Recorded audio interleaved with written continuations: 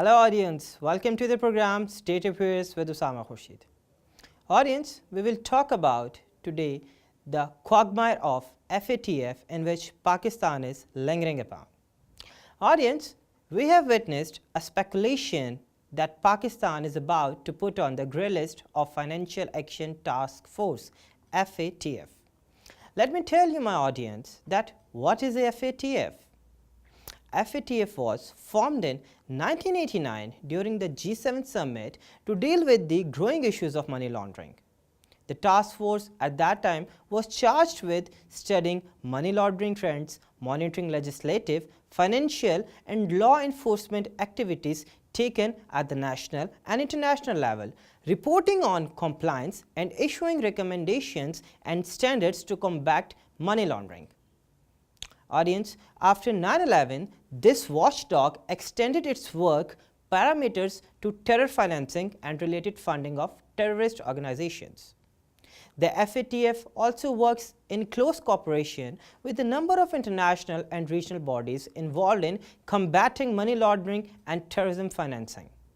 My dear audience, the dust has finally settled. Pakistan will be placed on the FATF grey list in June. It is now worth exploring what this means for Pakistan, particularly its economy, and the potential of this event to cause a shift in the counter-security and strategic paradigms. So let's start it. Audience, there was a mixture of speculations that Pakistan will be in that grey list, and this putting up in the grey list will squeeze its economy and make it harder for the country to meet its mounting foreign financial needs, including the potential future borrowings from the international monetary funds. It was also projected that grey listing could lead to a downgrade in Pakistan's debt rating, making it more difficult to tap into the international bond markets. Audience, in short, Pakistan will be in faltering and fumbling disposition after the month of June. Audience, let me break the paradox myth and traditional projections with the historical facts. Let's take a glance on the year 2012. Pakistan was on the list of FATF from 2012 to 2015. A period during which it successfully completed an IMF program and raised over $5 billion from the international bond markets. Now, it is pertinent to mention over here that during this period, Pakistan's import and export remained stable, evidence that the grey listing did not raise any significant barriers to trade. Now let's discuss the dynamics of international arena. Audience, the FATF's decision is one of the several recent events that Pakistan should be concerned. Since coming to the power, the Trump administration has made a concerted effort to coerce Pakistan into ending its support of non-state armed groups such as the Haqqani network. Initially, Pakistan reacted nonchalantly to this shift in policy and released Hafiz Saeed, who is the leader of Lashkar-e-Taiba and the man India holds responsible for the 2008 terror attacks in Mumbai, from house arrest in November 2017. Now, according to the FATF documents, it states that member states voiced concerns that Pakistan had failed to honor commitments to act against the financing of the groups like Lashkar-e-Taiba prescribed by the United Nations Security Council Resolution 1267 made to the organization's International Cooperation Review Group IRCG in February 2015. Lashkar-e-Taiba chief Hafiz Muhammad Saeed as well as his aides Abdullah Ubaid, Malik Zafar Iqbal, Abdul Rahman Abid and Qazi Kashif Hussain were in January held under preventive detention clauses in Pakistan's anti-terrorism laws, just a week before the Paris plenary in what observers saw as the last-ditch effort to stave off action by the FATF. Hence, the Trump administration created this whole fiasco for Pakistan.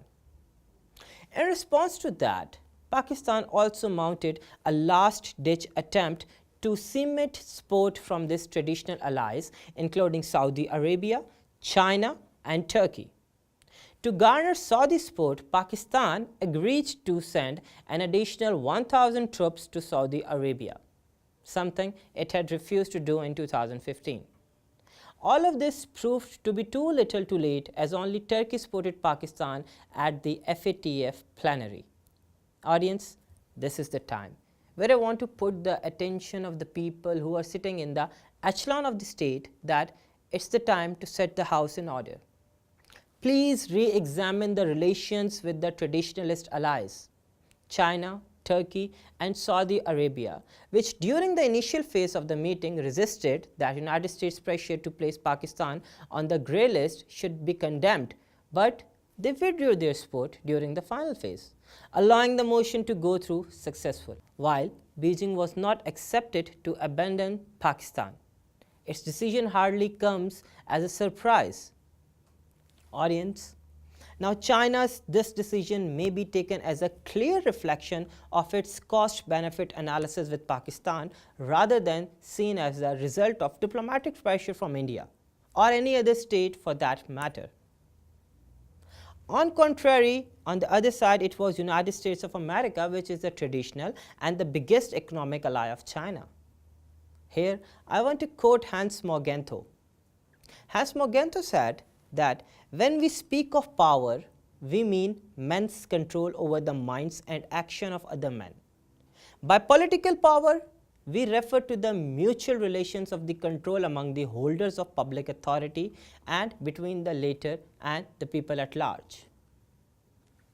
Now, discussing this whole fiasco on domestic level, Pakistan must do the things under the carpet rather than open rebuttal against the United Nations Security Council norms and traditions.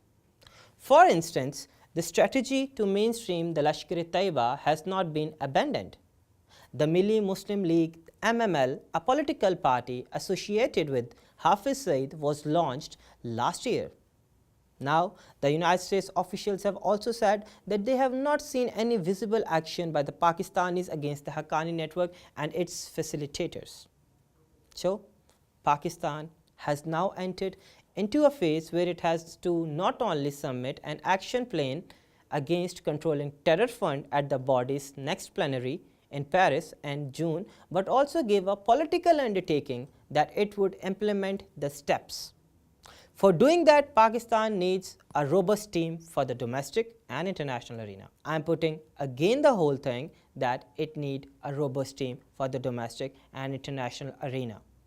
It's very compulsory, because if you will not be having a very robust team in the domestic and international arena, you cannot sustain the pressure.